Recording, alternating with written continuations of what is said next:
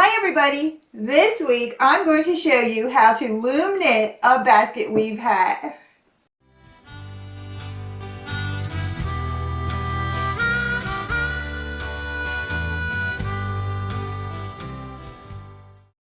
I love the basket weave on the loom. Once you get the hang of it, it is super easy and a lot of fun. The basket weave could be a bit of a challenge, but if you are anything like me, a challenge is always welcome. The very first hat that I made on my loom was a basket weave. I was very new to looming and I did not get the concept very well, so I made a lot of mistakes. I also think that I followed an advanced tutorial, so I was a bit lost. I tried to simplify this tutorial as much as I could to make this easy for you, and hopefully even a beginner will be able to make this hat. I am so excited to show you the basket weave. Here is what you will need.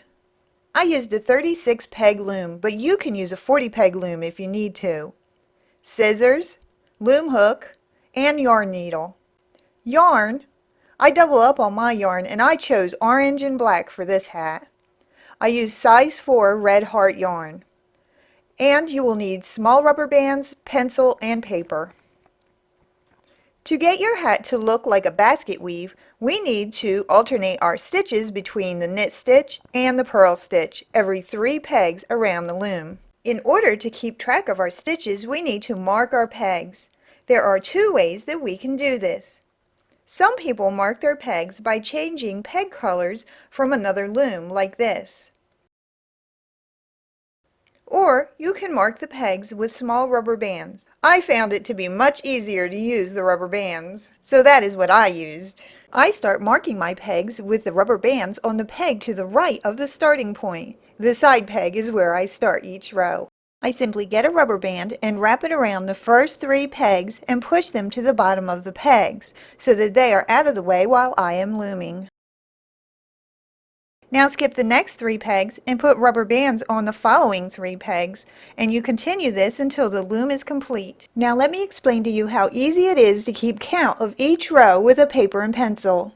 Each square consists of 5 rows. There are 8 rows of 5. This is how I write my rows down. We will only be logging the stitches that go on the marked pegs.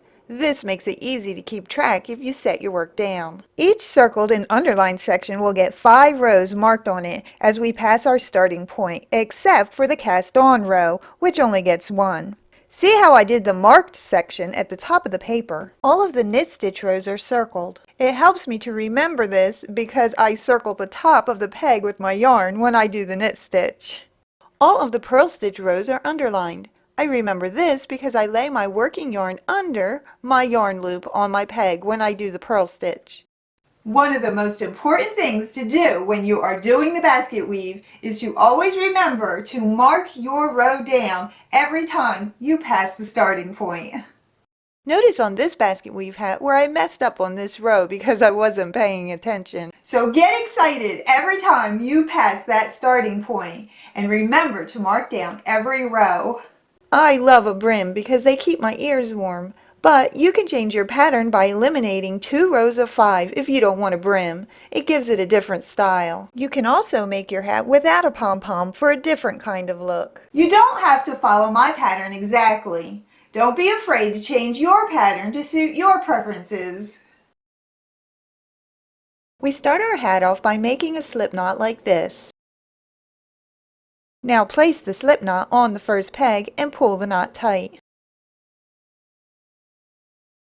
Grab your end strands along with your working yarn and wrap them around the pegs together. This will work the end strands into your hat so they won't show. Continue to wrap each peg until all of them have loops. Now push those loops down and wrap the pegs again until all of the pegs have 2 loops. The next step is to pull all of the bottom loops up and over all of the top loops. This is our cast on row. Now get excited and don't forget to mark your row. The next 5 rows will go like this. All of the marked pegs will get knit stitches, so push the 3 loops down and wrap 3 new loops on the top of each of the 3 pegs. Then pull the bottom loops up and over. All of the unmarked pegs will get purl stitches. So place your working yarn under the loops of the next 3 pegs like this. Pull the yarn under the old loop with your hook to form a new loop. Take the old loop off and put the new loop on the peg. Then it is back to 3 knit stitches again. Continue this pattern all the way around your loom. Remember to mark your rows on your paper each time you pass the starting point. By doing your own celebration in your head, it will encourage you to always mark your row. So let's get excited! The next 5 rows are opposite of the first 5 rows. This time all of the marked pegs will have purl stitches on them instead of knit stitches. All of the unmarked pegs will get knit stitches. We will remember that these 5 rows will start off with purl stitches because we are logging each finished row on top of the line. This is what the chart looked like when I was done knitting all of the rows. Let's finish our hat.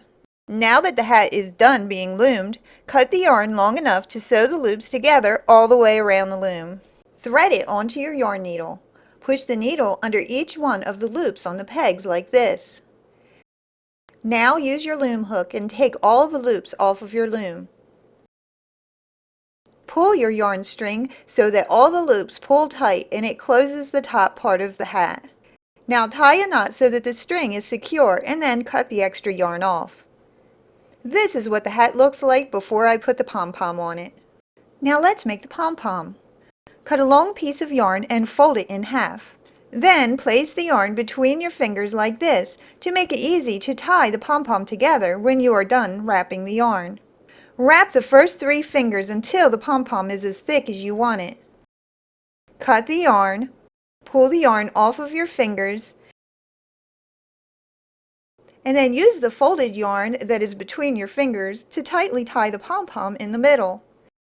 Now cut all of the loops on both sides of the center string, but be sure not to cut your long center strings. Shape your pom-pom by trimming it. I place my paper under the pom-pom while I cut it to make cleanup easy. Now push your long yarn strings through the top of the hat. Then tie and cut the strings on the inside of your hat.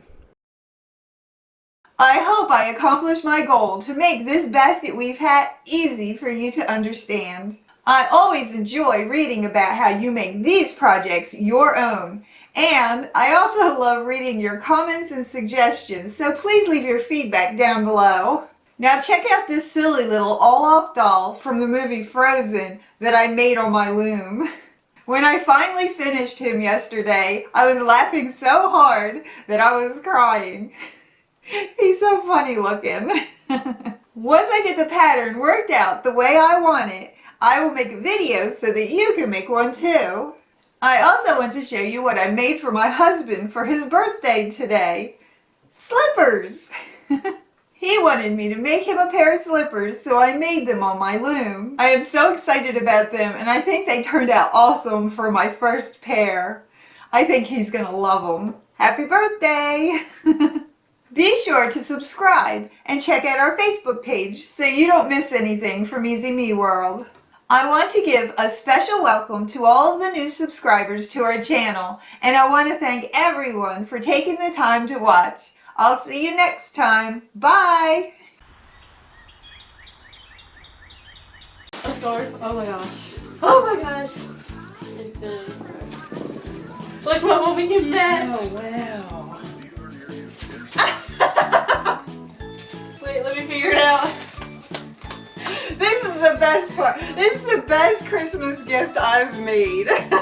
Why? Because everyone's like... Everybody, you love to see everybody put their scarf on. Shelby's got the idea. What happened? There you go. You got it, girlfriend. Mom's kind of confused. But she did it okay. Thank you. You did do good, didn't you? You gotta like wrap it. Round and round and round. Yeah. Like eternity. No, that's not how you do it. Let's do this way, Jerry. Why? What?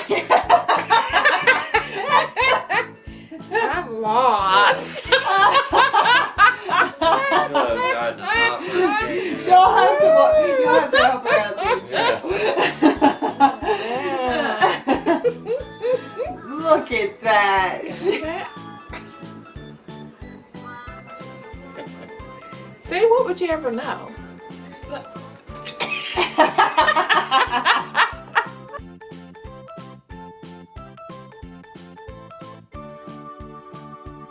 Aww, Betty. I love you, Betty. Love you.